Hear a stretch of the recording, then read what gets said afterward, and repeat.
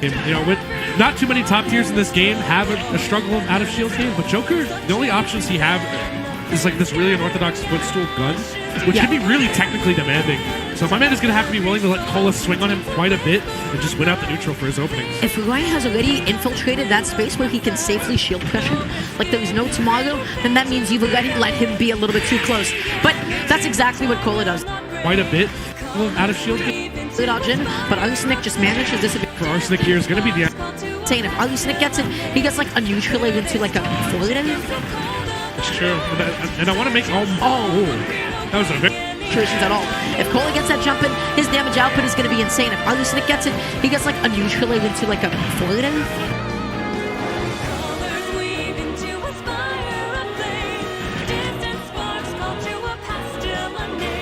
It's true.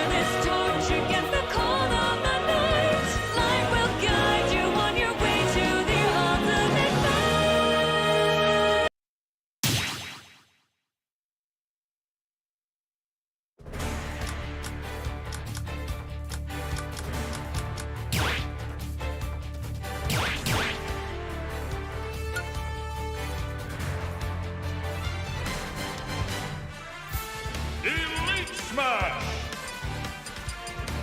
Boy!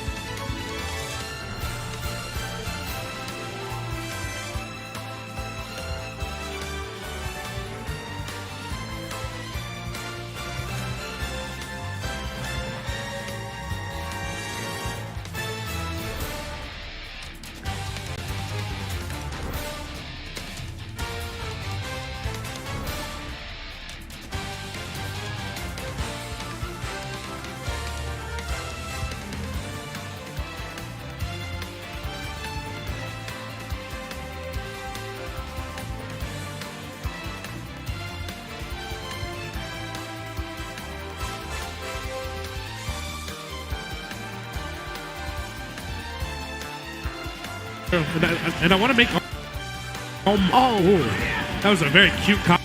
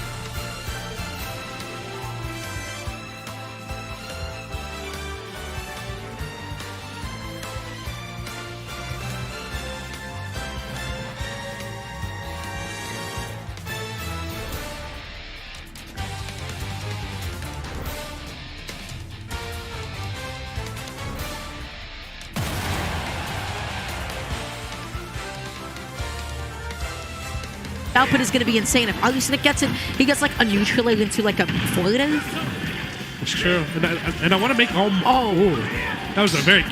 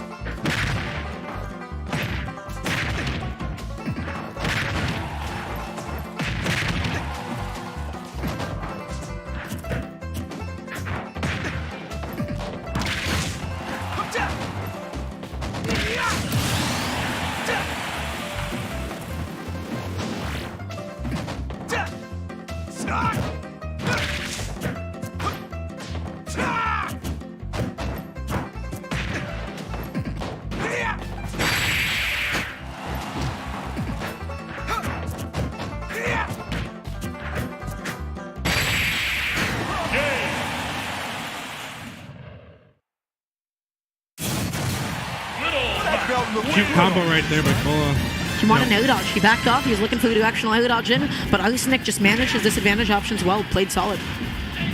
One thing I want to note, too, is that the biggest struggle for Arsenic here is going to be the out-of-shield game. You know, with not too many top tiers in this game have a struggle of out-of-shield game, but Joker, the only options he have is like this really unorthodox footstool gun, which can be really technically demanding. So my man is going to have to be willing to let Cola swing on him quite a bit and just win out the neutral for his opening. If Ryan has already infiltrated that space where he can safely shield pressure, like there is no tomorrow, then that means you've already let him be a little bit too close. But that's exactly what Cola does, which is so good. He is the king of tempo and timing mix-ups. Yeah, it's true. Sometimes he just hits you with something and then presses something immediately. And sometimes he just waits a little tiny bit. He's able to react in those positions, and then he's able to punish and then take off your stock. So that's just the Cola blending, my friend. Cola's APM as well. Just, you know, he knows, like you said with the time mix-ups, like my man will press 8 million buttons and then he'll stall for just a moment to put you in this sort of 50-50 situation and instill so much fear in you to make you press this defensive commitment option that would get you killed by any other character with that type of ground speed. And it makes you feel so stupid. It makes you feel dumb. It's like watching a movie in 60 FPS and then it just buffers out of nowhere. And that's the most tilting thing imaginable. But already, Cola off to a strong start. Most importantly, he has that positional lead, but the drop down double jump forward to Arsenic, I gotta say, he is playing well. He is keeping like his own. The execution is very nice. He's finding his openings here and there, which can be kind of a struggle sometimes. Do have Arsene on deck right here, but again, Cola in the driver's seat, such a powerful character. Cola's reaction time as well is phenomenal. This man really knows how to stay on you and really just hit you with options you didn't even think were going to happen. He just keeps on putting you into different 50-50 situations. Sometimes he's jabbing at the ledge, sometimes he's dash backing just to be able to bait like a neutral get up, and then sometimes he's going through those kinds of ledge traps. He is alternating between 3 of these different flowcharts at any given moment, and you need to be prepared to deal with every single one of them. That's a lot to ask for, man. For real, for real. We're trying to find Cola and shark some more of these up airs, but again, just kind of respecting the Arsene right now. Knows he's at 100, doesn't want to do anything too willy-nilly to get his stock taken off right here. Huge down tilt right there. Down smash would have been the option. Down smash would have been it. That would have been the thing to take the stock. And now has to come back up.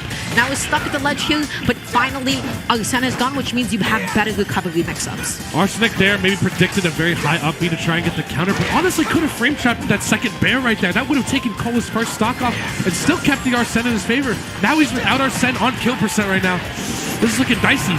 And not able to find that edge guard either. Cola just backing off a little bit, using that side hitbox of up B. Will he be able to make it back on this time?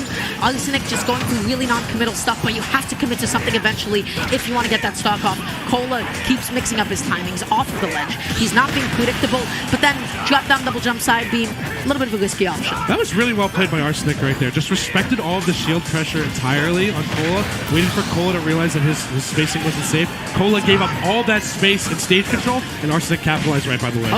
That was fantastic. I know Arsenic, just classic Joker stuff, has those tech chases, unfortunately missing the grab, but luckily not eating the sweet spot of F-tilt. Beautiful parry, and that's what I mean about those mix-ups. If you're alternating jab and shield and able to punish those kinds of get-up attacks, you can blow opponents up. Alright, the big damage coming out right now. And Cola finding himself at a very nice percent. I feel like all the times that Arsenic has Arsene on deck, it's never really optimal for him, or at least never really a last-hit situation. Oh, yeah. Right there. And Cola keeping his distance every single time against this Arsene as well. Still, though, finding himself on the ledge in a precarious spot. That was so smart. He dashed back to be able to bait the neutral get up, dashed it. He was able to punish it, but alas, Arsenic not able to find the follow-up he wanted. Cola is off stage again, and Arsenic so close to finding that back air, but it does not matter. Cola going out there once and for all, aggressively finding that air, finding the edge guys. guard. Hey guys, how's it going?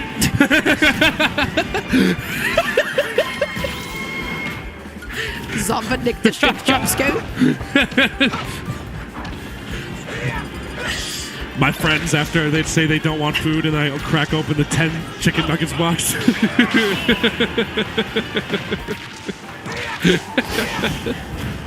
Oh, jeez.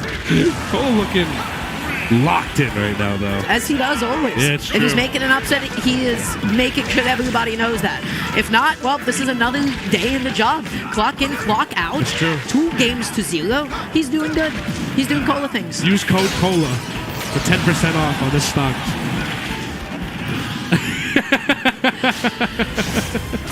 Less than 20 seconds in, an entire stock got cleaned up. Arsenic going to be able to get one hit of his own, but I feel like the huge difference is Cola finds those ledge traps. Cola finds those edge guards. Cool. Arsenic isn't. Arsenic is being dealt a lethal dose of Cola right now, as we're seeing just so much damage. But again, he's fighting back. He's not letting any of this dissuade him. Like, I feel like put Arsenic against someone else, he would look very, very good right now. It's just that Cola's advantage state has been so lethal this entire set. Rolling back onto the stage here, Cola just keeps making it off the ledge. Arsenic needs a way to be able to close and keeps on using the disjoints of side B to always stuff out Arsenic. Cola, I mean, listen, he's making his stocks last a lot longer, and he's getting more mileage out of each one.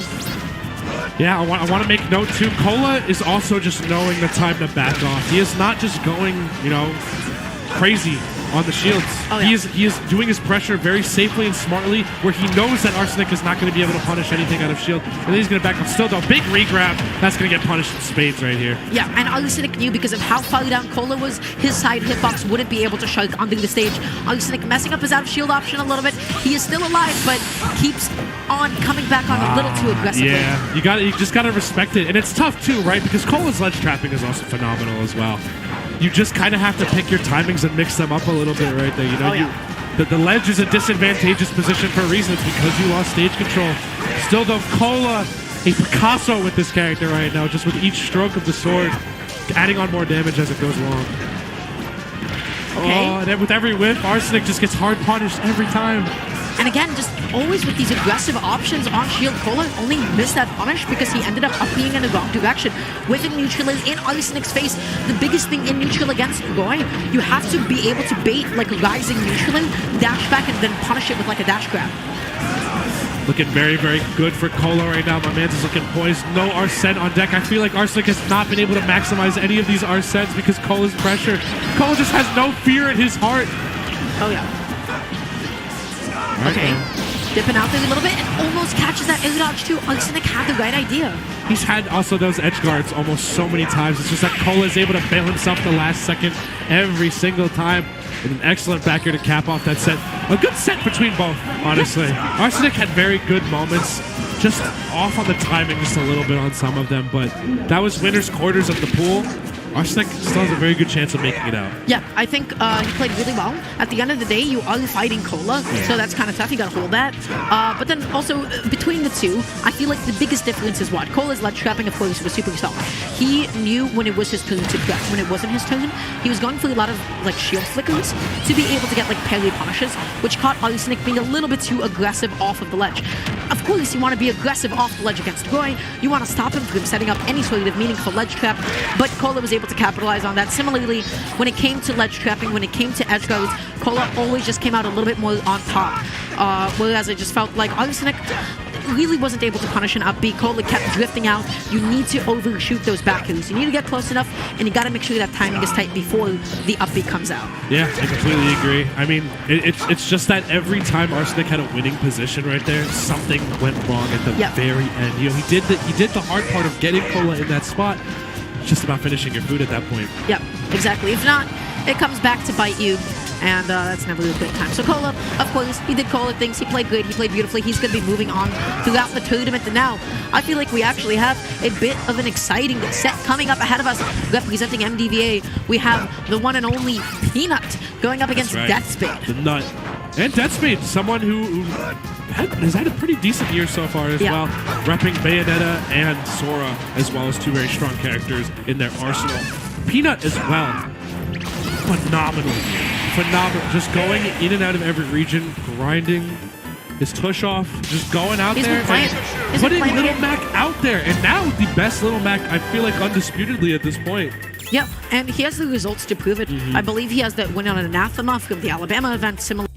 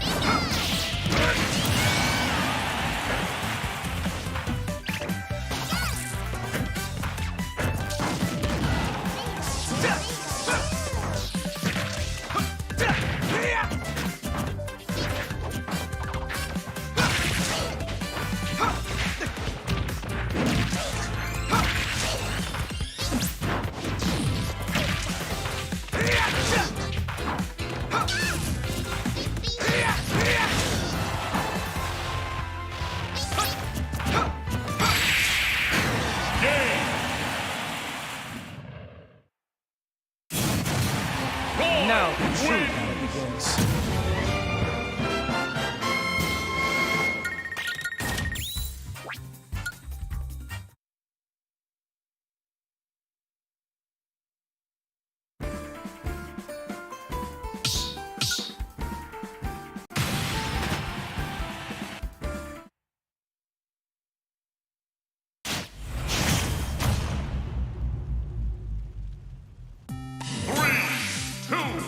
One, go!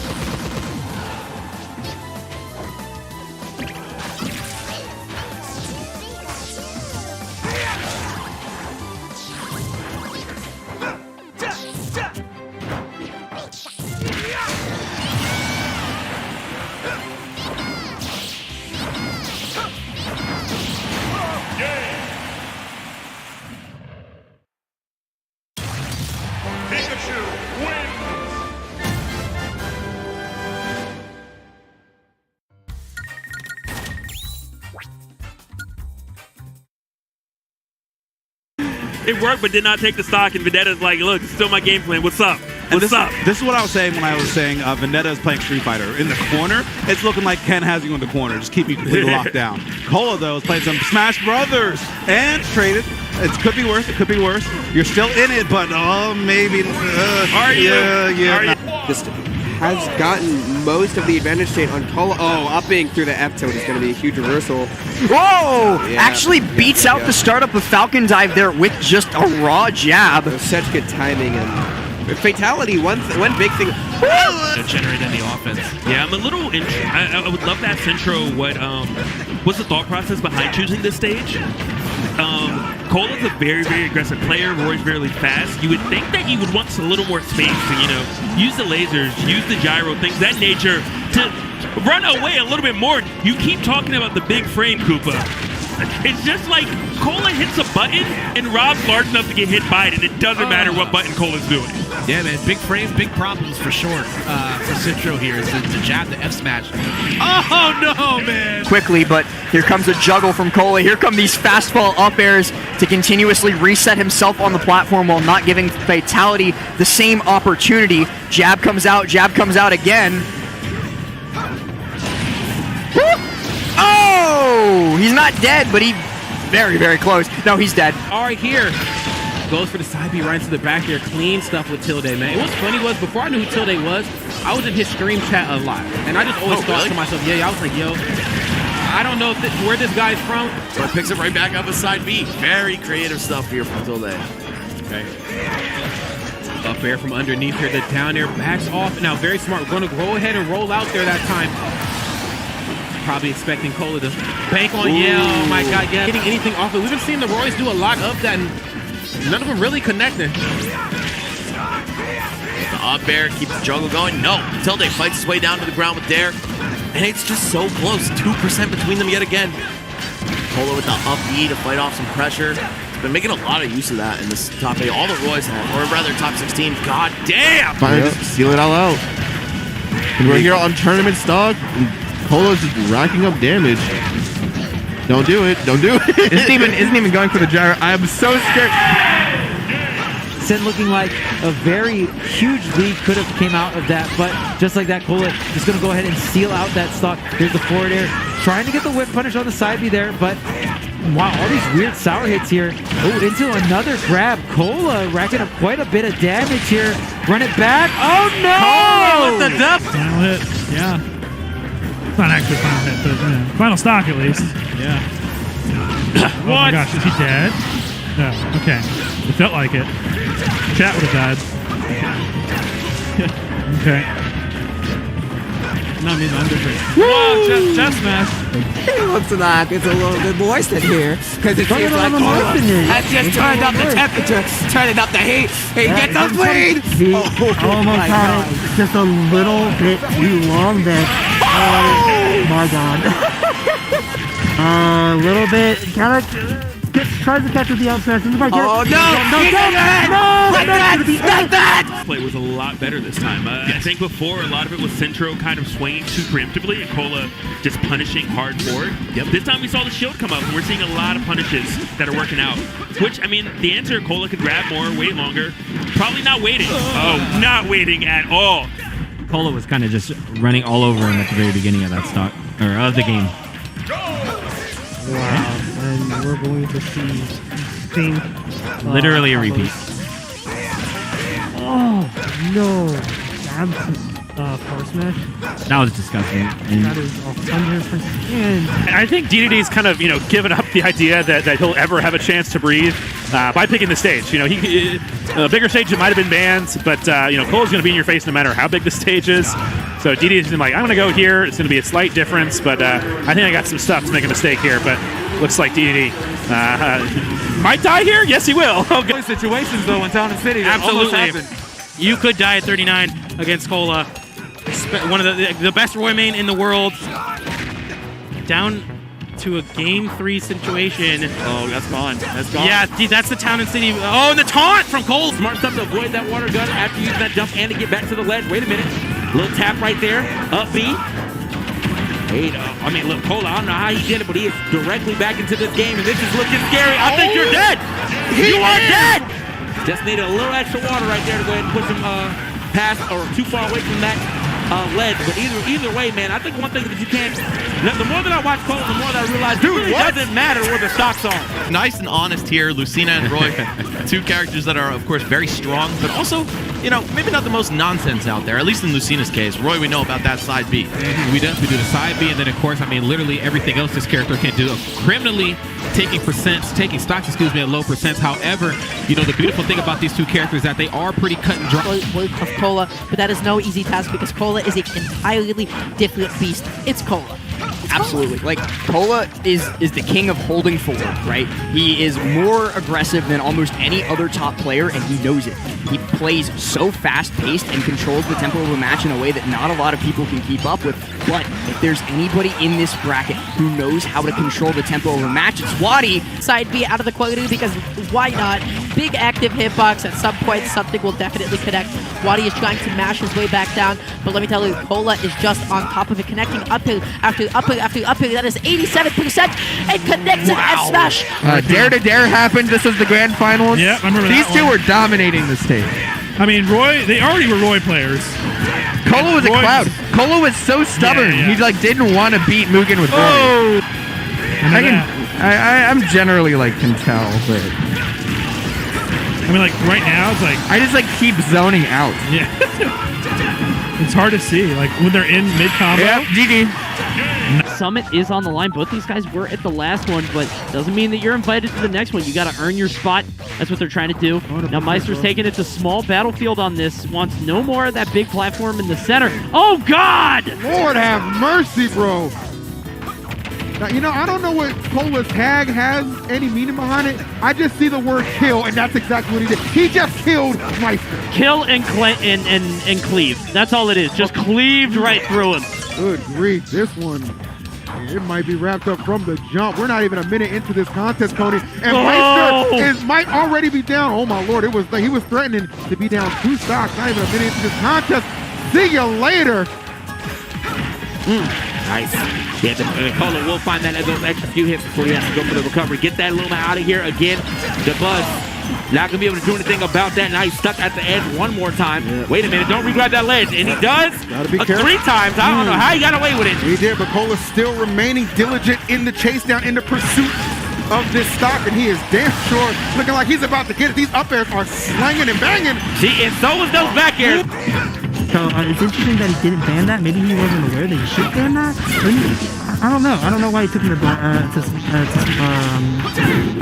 You have to not just factor what is good for Midland, but you also have to factor in what's good for not just Cola, but also Roy. Roy, with his type of option, you cannot land. You cannot find your grounding. So Zerxel, really having to find some sense of area. He realized something from that last game. Zerxel will literally be like a fish out of water. How about you get him off the stage?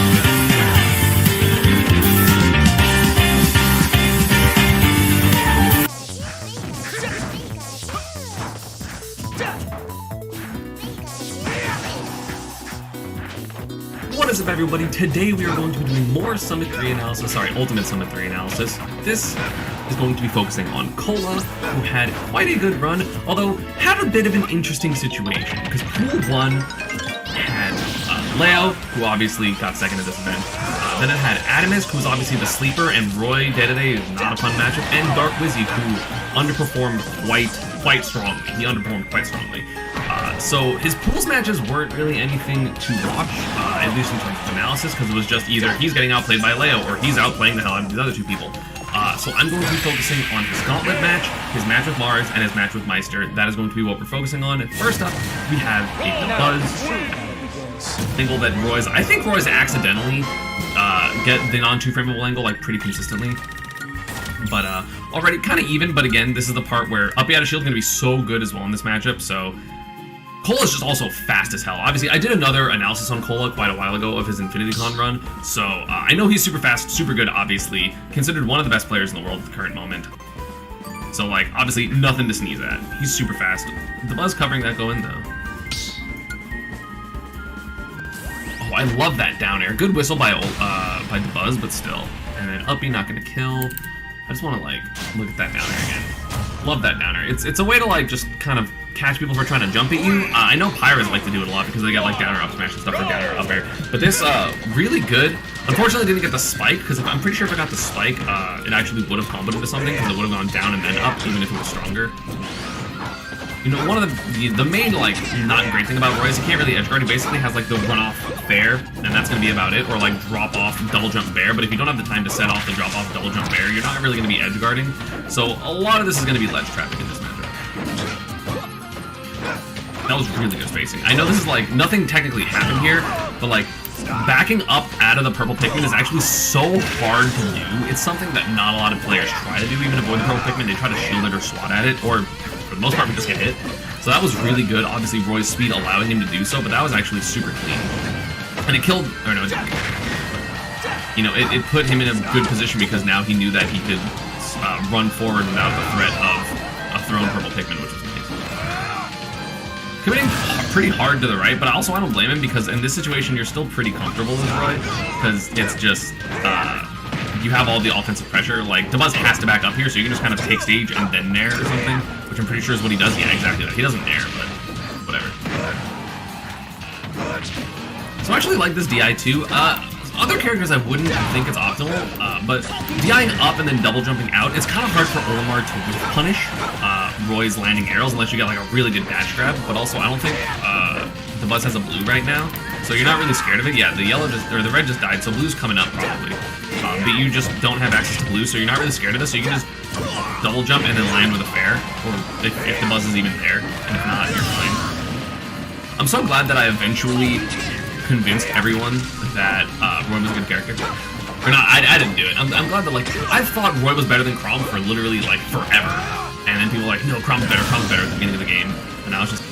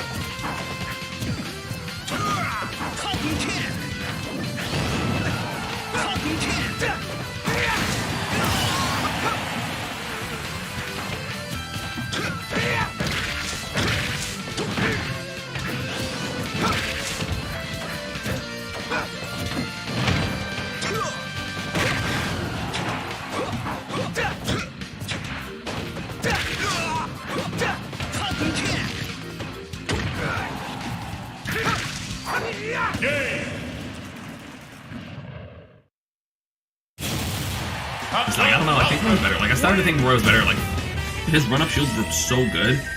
And anytime he would see someone, like, aggressively aerial, he would just back air at a shield. Like, so good. And I was like, ooh, yes, this is what we're listening to. So again with the bear. He gets the sour spot here because he hesitated a little bit. / Mars did it super in. But either way, no double jump now on Mars. Oh, okay. He gets punished. That was really good by Mars. And get up attack is so risky. Also, one thing to note, again, I say this in other matches where Zero Suit's happening, but like, you should basically always ledge jump versus Zero Suit and just mix up your timing. Like, I feel like the only two things you should ever really do are ledge jump and roll. Because neutral get up is really bad, and get up attack is also really bad because both get down smashed if the Zero Suit's at the correct range. And Zero Suit's aerials are very precise, so it's pretty hard to like catch a lot of ledge jumps, especially if you start mixing in ledge hops, which is these drop-off ledge, double jump into aerial or whatever. It can be pretty difficult for Zero Suit to cover those because she like has to time a back air, or you have to like jump into a side air, which is why waiting is also super important. But I think that's basically the only thing you should do. And Cola like neutral get-ups and get-up attacks a couple times the first couple games when he stops, which is one of the reasons he starts having more success later in the set. I like the edge guard attempt, but again, Cola, what I talked about last time, he recognizes when people jump out too early and is just really good at coming back. And if you don't have a character that can cover multiple options, or like just stay out there longer, it's going to be hard to get those edge guards, especially on someone with good recognition like Cola. And again, just knowing like Mars can't really do anything about this, so like the jab, he's like jab, but also I don't want to be close, and I don't want to let Mars like hit my field, so I'm just gonna backdash. And again, Mars also air dodging, and just being a little presumptive. Yeah, he hit buttons way too early. I think he anticipated another like forward air, but Mars waited, so he tries to like come and swing with a back air. I want to see. I mean, he obviously is jumping. He starts back airing, so he gets smacked by Mars' back air, which is really good on Mars' end to mix up forward air and back air, but also Cola should have recognized that nothing happened because of the lack of tail activation. Then Cola brought it back to even. I actually really like the up throw by Mars here. I love that choice because, I mean, obviously you can jump, but most people are just going to tech there, and that beautiful, all this damage was so good by Mars. And I like the second up air choice, even if it was sour spot. Obviously he meant to have a decent spot. And yeah, again, another neutral get up. So like, this is just a faux pas in the matchup, right? They just don't neutral get up. It's just not worth it. So I actually really like this option here by Cola to up B. Obviously, if Mars did this up air perfectly, I'm pretty sure it would have stuffed it. But he falls for at least 2 frames before he lands, which means it becomes, instead of -2, -4, and then the jab makes it frame 5. So Cola's armor starts on frame 4 for his up B, or 5. I don't know. Up B armor starts on frame 4. So I think Mars could have up-beat there, but didn't. But anyway, the point is, I liked this decision to up-beat. Because even if Zero Suit does the jab, it's still going to be very good. Pretty sure it could have up-beat. I don't know if it would have killed, but it would have hit. Struggling to get down, but that's just the strength of Zero Suit. That's not really Cola's fault. And swinging Mars really quick on pulling that trigger for the up-beat. Parries the up-beat, which that's crazy. Parries the down smash. I don't think you should ever bother parrying that move. It's so not worth the risk. And then Cola did tech away a couple times, so that was really good by Mars to cover it, basically. Love the down tilt. Mars DIing up here because he knows that he kind of has to. Maybe like up and out, I think, probably. Because it'll make jab harder to connect and it won't put you in tech chase situation. That Zero up smash is actually fucking incredible. I don't think I've ever seen that. But Zero Suit sucks, so. Back air, not gonna kill, but again, he's really relentless on letting these back airs rip, Cola, which is good. Like, I think, honestly, if you try to play aggressively with Zero Suit, she's not that great. But, I think just Zero Suit's meta is going to start becoming very lame, with, like, burst punishes, sure, and, like, maybe some pressure, but I think Zero Suits really are gonna, like, start timing out, like, just running away the entire game, which, granted, Mars kind of already does run a lot, but, like, I think that it's it's going to become very much so, like, Zero Suit's blatantly running away the whole time. Good luck catching her, because that's the hard part of playing against Zero Suit. And again, I feel like Cola, I don't know if he just hasn't been able to, because, I mean, Mars' pressure has been very good, but Cola just hasn't been able to do the right buttons. And then, yeah, this was just a bad decision, because even though Nair can be safe, obviously, he did it really high. So, like, he's landing for, like, 5-6 frames. He doesn't even land before the up-beat comes out, or, like, he lands the same frame. The cross-up was really just a bad decision, because if you get punished here, why would you want to get punished on the side closer to the blast zone? Like, I feel like Cola's just not swinging enough, to be honest, which is weird to say, because sometimes you're not supposed to swing. Don't know why Mars did, like, an IDJ fair there. Like, Cola needs to kind of stay more grounded and deal with Zero Suit's, like, stuff by just abusing his speed. And then, like, shielding a lot and doing that. But he hasn't really been doing that the first 2 games. Again, like, when I was watching this, I was like, why is Cola just not... Cola isn't picking his spots very well. At the very least, this game 2. Game 1 was a little bit closer. And he just knew, and then he got he got down smashed twice, which, like, whoops, that happens. But, yeah, and then he rolled, which is a good option, but you gotta notice where Zero Suit is here. Like, she's clearly trying to hit roll. I mean, this also hits neutral get up, admittedly. So, like, this is why you jump. That's why you jump up, like, every time. If you get, like, Zared or fared, like, whatever. Nice up-beat. Again, like, these up-beats are really clutch for, Roy in general. I think it's very good. Honestly, I'm kind of surprised at how much Cola up-beat in this tournament, because I feel like he isn't really that much of an up-beat, whatchamacallit, an up-beat Roy. Like, Goblin up-beat's like a shit. But, I thought Cola was less likely to use it, but he used it still a lot, which is good. I mean, use your out-of-shield options. Like, that's what they're there for. But I'm just surprised. I mean, a good juggle by Mars. Fastball air dodge. Yeah, like Mars should be covering like Mars should be covering like jump full hop height and then like fast falling and stuff. Oh, and he preemptively goes for this back air to try to swat Mars out of movement, and that was just really good, honestly, down smash. Good recovery. I wonder if that was the invincible. I'm just like curious. It didn't really matter. Haha, look, Roy for free has a non-2 frameable angle. Woo, super cool, super fun. He's gotta stop neutral grabbing. He's gotta stop neutral grabbing. I'm just being that super punishable if you have the out of shield option, and great jab. Like that whole stock, like I just want to talk about like how quickly he dealt damage. It's like he's at 35, right? And then it's like down till just 13 for some reason.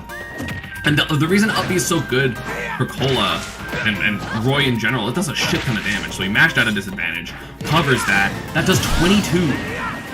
22! He went from 66 to death percent. That's crazy. And now he's like anti-airing and preemptively swinging. Like it's really interesting. The adaptation's coming full circle, right? Where Mars is doing a lot of run-up fairs and Cola leg, right? You can see Roy's leg here. It actually is in the Z-axis. It's not on the plane of fighting. As you can see, Xerxes' foot's way farther forward. So even though it's pushing her out, it's not a hurt box. The hurt box is probably more like here, and it just whiffs. But I want to test to see what Mars could have done here. Like, that definitely works every time. And then you angle it to get the sweet spot. Which, again, obviously, I know they want to up me, and there's certain situations that up me is obviously better, but, like, that's fine. That's definitely fine. It's just something that you gotta learn. And, like, there's so much hit lag on that second hit that's why it works. Does Roy's up smash lock you in shield? I don't think so. 3, 2, 1, oh, it does. Go!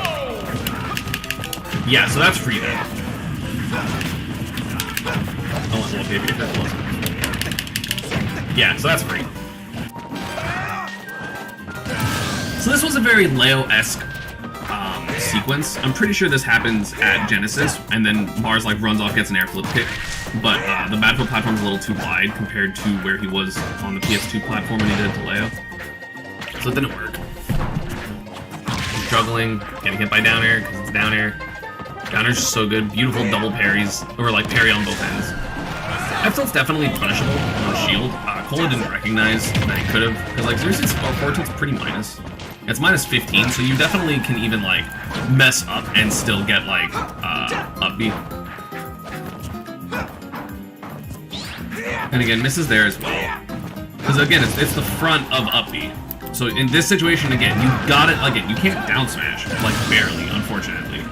And because you can't, because it's auto shield, you actually can't spot dodge either, which is unfortunate. But you do get like forward smash. You get grab even. Like Xerxes can grab this, so not likely. Rolled there, which was super risky. Again, doing that backer that I mentioned, which was super good.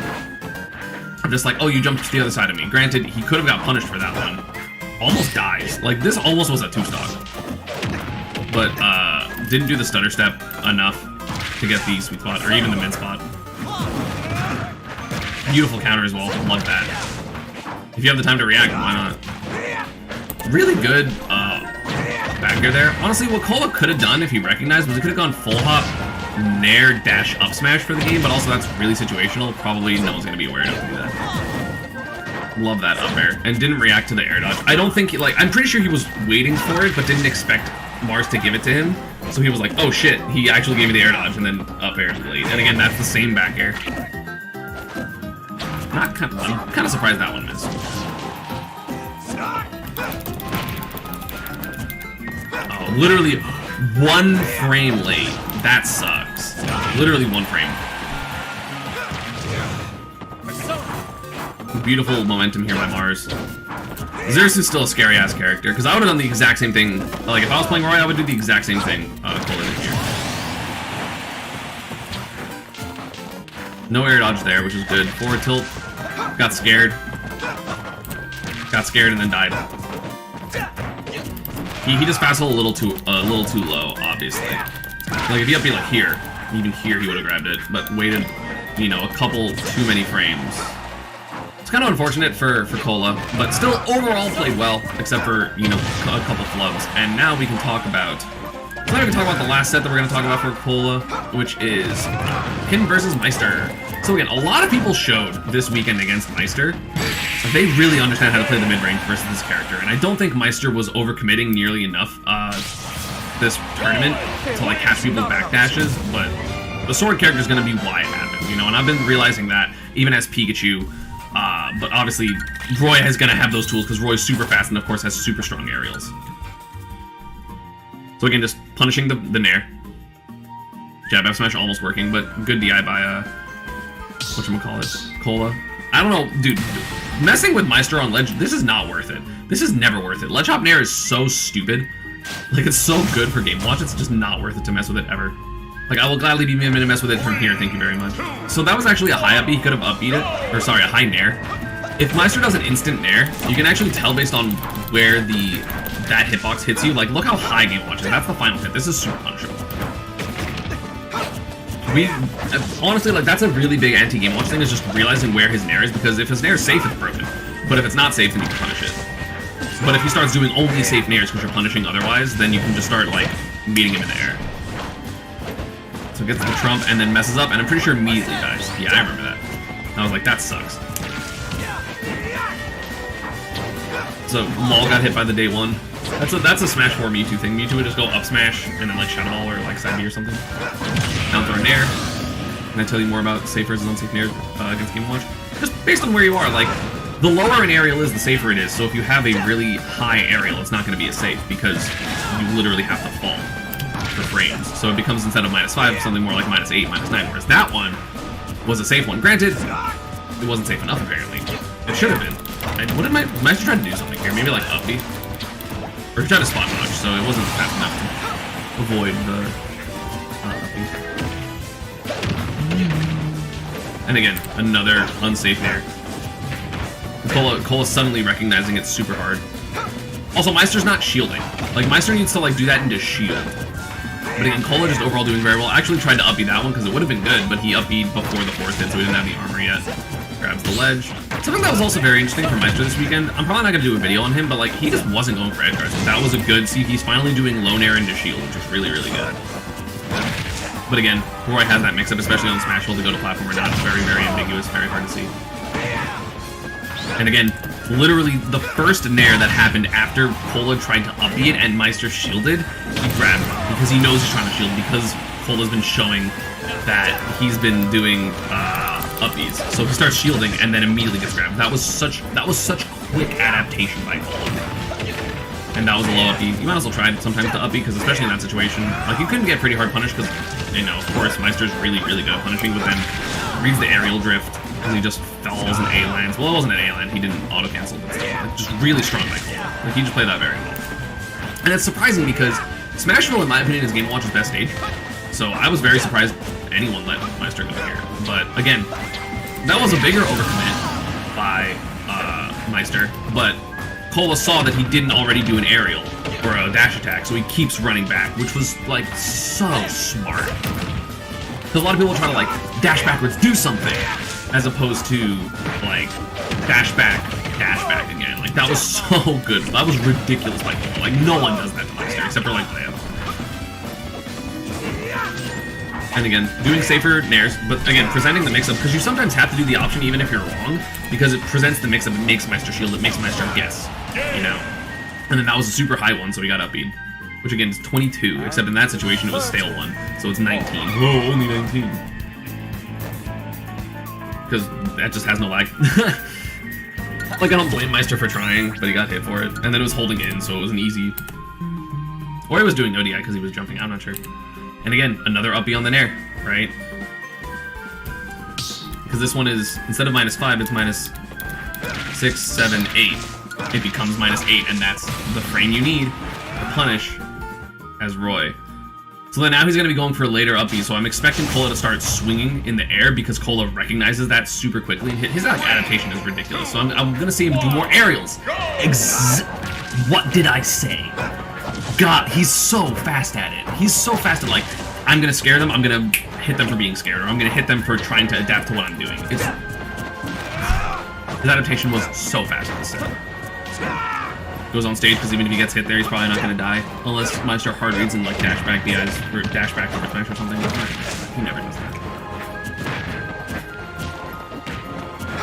And again, Meister really likes to do these forward airs. Sometimes he does it in, sometimes he does them out, but he got punished for doing it out a couple times. So he tries to go in and just immediately pull this up. Respect my space, do the safer one. And I don't know if he recognized the SDI up in terms of how it looked, but clearly he SDI's up there and then just takes 40, which is like half of Game & Watch's stock. Like, Meister's really struggling to get in at all, and Cola is just, with all due respect, shitting on him. Up B's in the middle of the nair, because you can do that if you have a good enough, armor frame data. Just so strong right now. He's destroying him. He's scaring him. Again, just willing to hold shield, wants to see what Meister wants to do. Like, he's definitely not really hitting buttons, and then finally gets the punish on the up B, because Meister honestly hasn't even had the opportunity to up B a lot this game, and just baits it hella hard, and then dies for it. That, like, so good by Cola. Swatting out of the nair, because I mentioned he's going to start doing that, because Meister has to do these super safe nairs, otherwise he's going to get up B'd. Like, the recognition of Cola to just, like, I don't know, mix up all those options and just force the opponent into uncomfortable guessing situations, because Meister is guessing, or Cola's guessing right more than Meister is by like a lot. Like by a lot. Maybe, again, he lost the game in between this and I just didn't show it. So like maybe not in that one, but like overall, like Cola's been absolutely killing it. And of course, Roy has a lot of airspeed, so up air is not going to be super good against him, so he's not going to get these huge juggles like he does against a lot of other characters. And again, messing with the ledge, I would just not bother. So I actually really like this down tilt by Meister. I mean, he could have got like walk away forward smash or something to like actually get the kill. And again, something that's also really important that I started to learn about Game & Watch is DIing to whichever side you think Game & Watch is not going to up you to, because Game & Watch has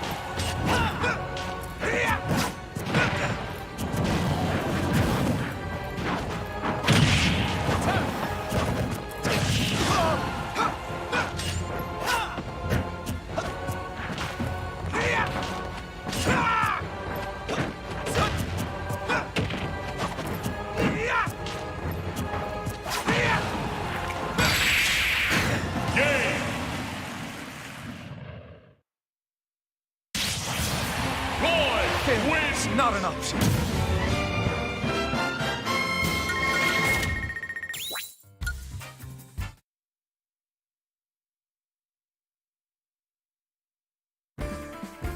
Your thoughts on that?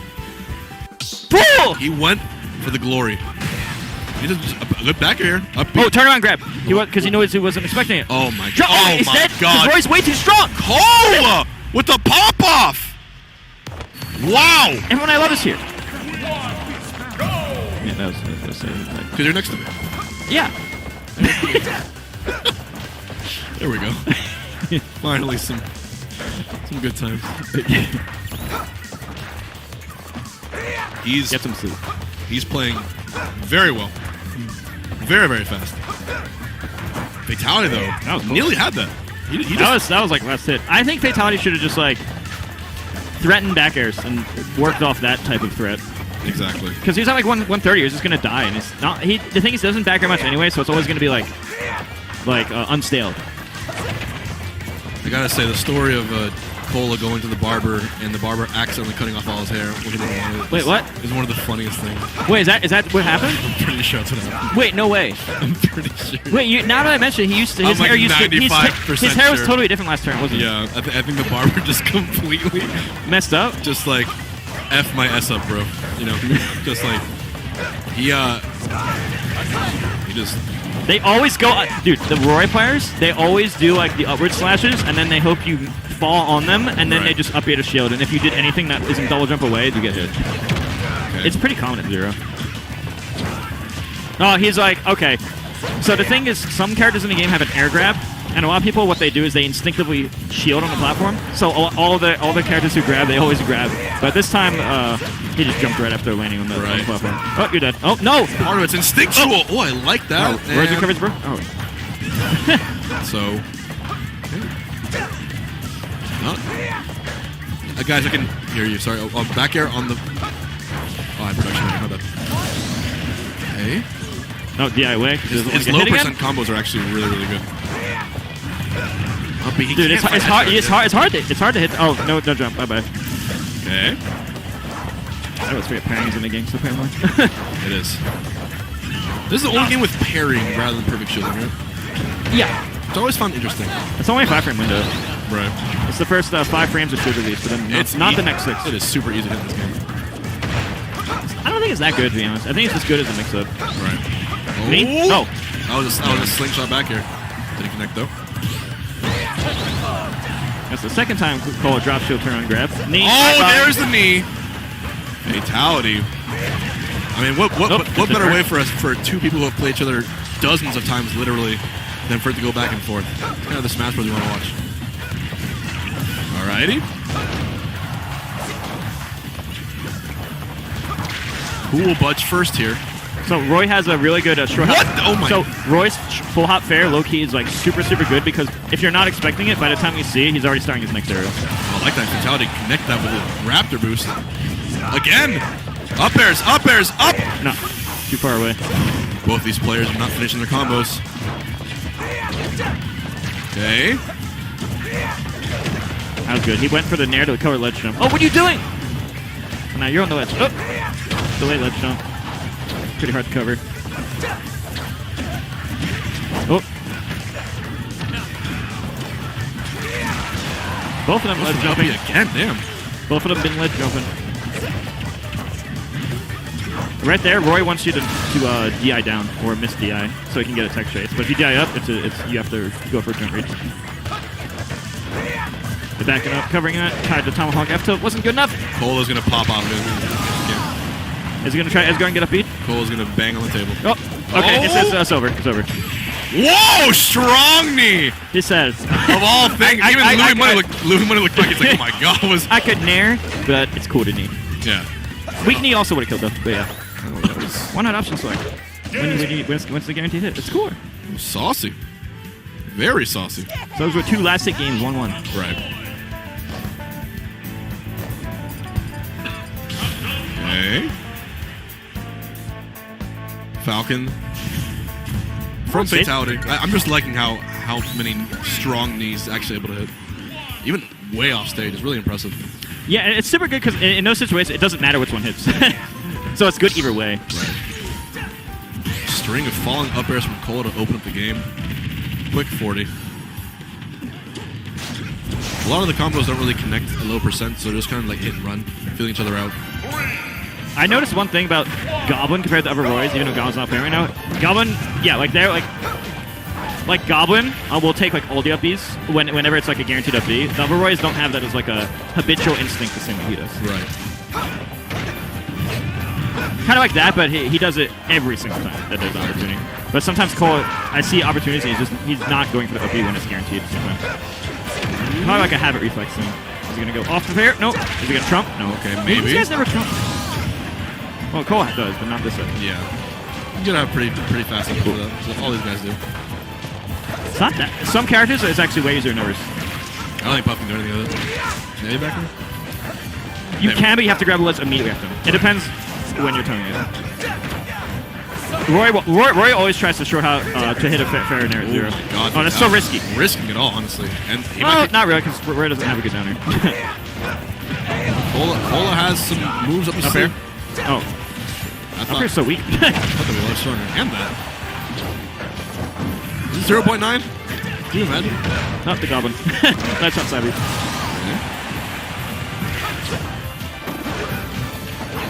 You got shield is harder to punish with him to die. Throw kill, right? Nope. Wow. That is. Huh. Fatality's back up too far, I think.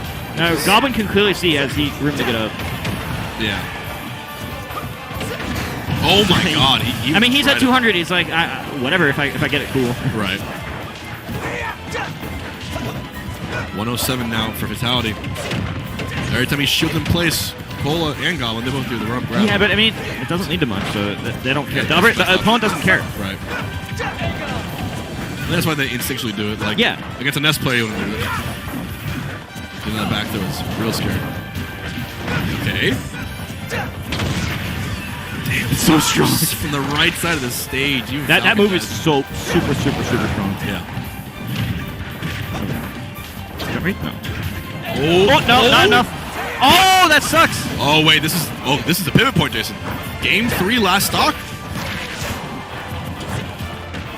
Fatality trying to make magic happen here. Oh, could have double fared. All heads connecting. So much pressure from Cola on the ledge. All right, time for a not punish. guaranteed this time. Just up. It tends to happen with twin flames who consciously choose to date other people after meeting one another is that they will feel this nagging pull back to one another. Perhaps this is the most pervasive sign of a twin flame going back to or trying to date other people. There is just this sense of longing for that home space energetically, because although we can share a degree and a level of depth within other forms of connection and relationship, only our twin flame shares our identical core soul frequency, what we sometimes call the home frequency, which is why they feel more like home than any other form of connection. And yes, we can feel this home frequency to a kind of extent with other forms of soul connection. So within our soul families that we think of as soulmates, both platonically and romantically, we can feel this sense of familiarity with these other souls because we have a similar core frequency to these other souls. However, after meeting our twin flame, it's an experience that breaks us open to the depth of connection available to us in this lifetime that we may have not been aware of previously.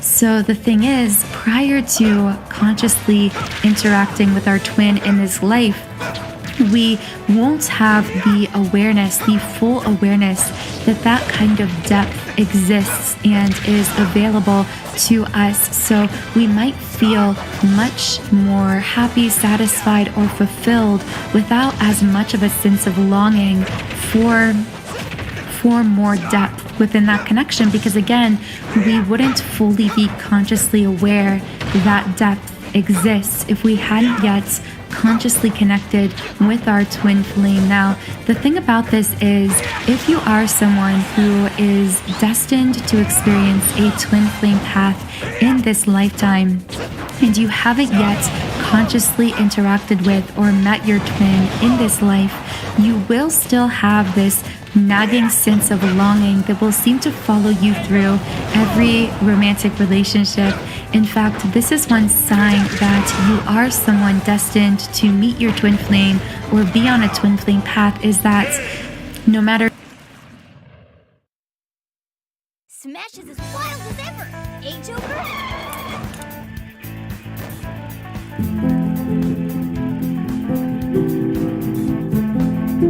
Nice.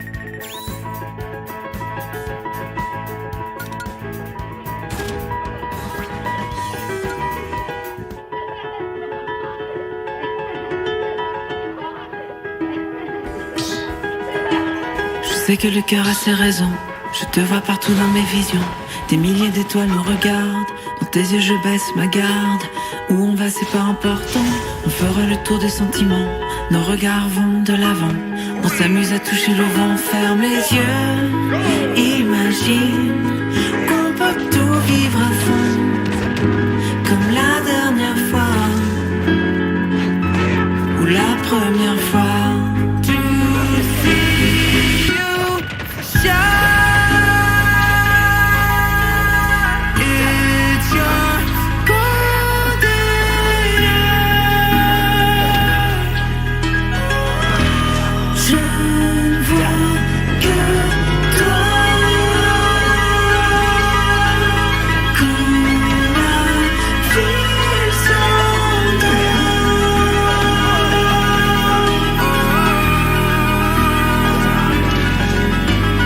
We were just two lovers. Feet up on the dash, driving nowhere fast, burning through the summer. Radio on blast, make the moment last. She got solar power. Minutes feel like hours.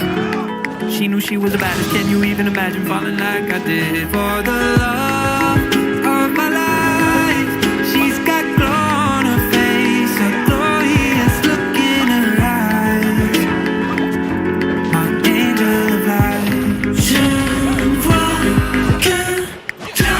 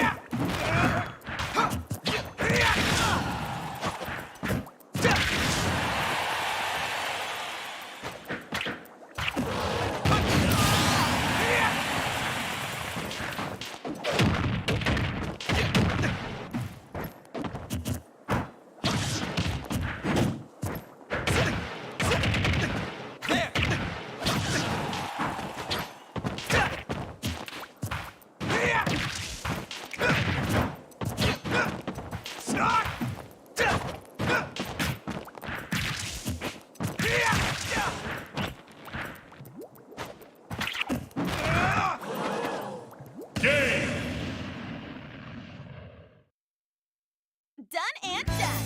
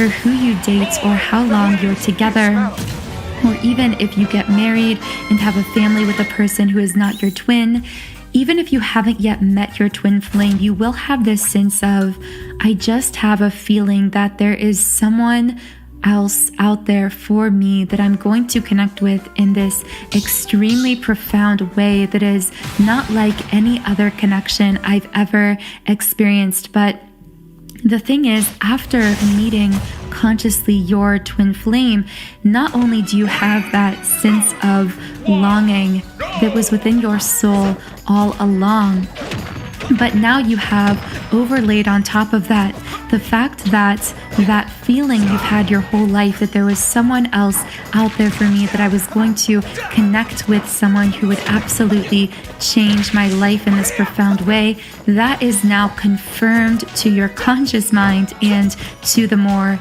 ego, human-based self through actually meeting that person that you always felt within you in physical form. So this is one challenge for twin flames who do go on or move on to pursue other forms of love relationship, is that they now have this conscious knowing, this conscious confirmation of what they sensed within their soul, the presence of this other person they sensed within their soul their entire lifetime.